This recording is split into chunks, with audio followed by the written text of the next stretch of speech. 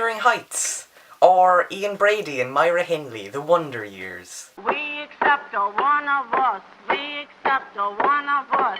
Gooba gobble, gooba gobble. We accept her, we accept her. Hello lovely people, how are you today? Today I will be reviewing Wuthering Heights by Emily Brontë. My edition of Wuthering Heights is a Penguin Classics edition. It has 337 pages and contains 34 chapters.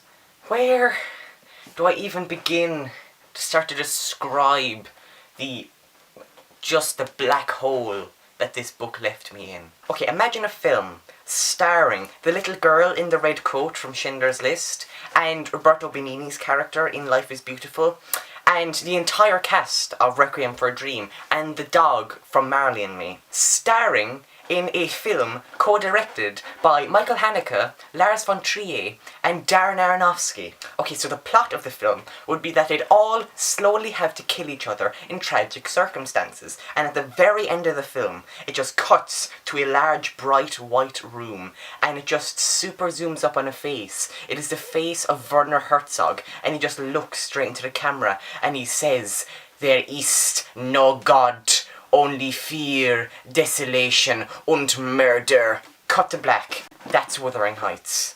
This is the most depressing novel I've ever read in my life. I mean, I hated every single character. There's not one single real human being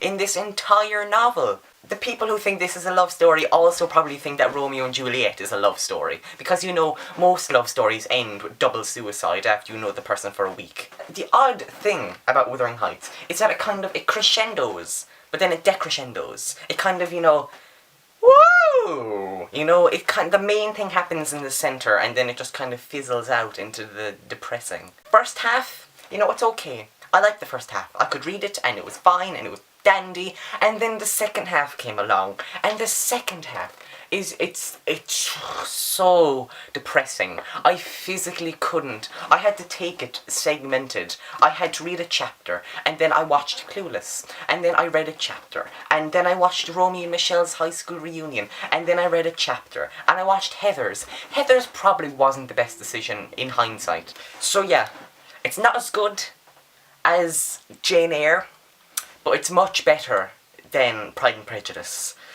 The more I think about Pride and Prejudice, the more I just think how incredibly average it is. If you're looking for a 300-page, soul-shattering, just mentally torturing, depressing piece of fiction, read Wuthering Heights. You'll never feel happiness again.